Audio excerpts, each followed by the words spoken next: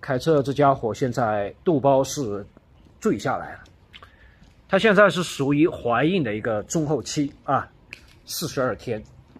那么在这个时间段要注意它们打架，另外就是不要让它做过多激烈的一个运动，增加营养，让这个胎儿的话呢发育的更加的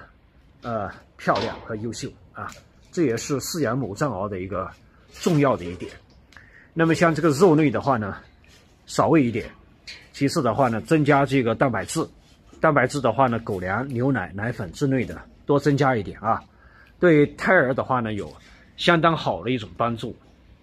家伙现在也是非常小心，它出来的时候它都是非常小心的，走路的话呢也是小心翼翼的。这个动物和人还是一样的道理啊，它知道它怀有这个小宝宝，所以它每天出来活动的时候都显得非常的小心和谨慎啊，这也是藏獒妈妈该有的一种责任和义务呀。好了，快过来，哎，不要去下面啊，再给它活动一下就给它关起来了啊，因为这个必须要有人在啊，防止他们这个发生这个争斗打架。在这一点上来说，这是最关键的。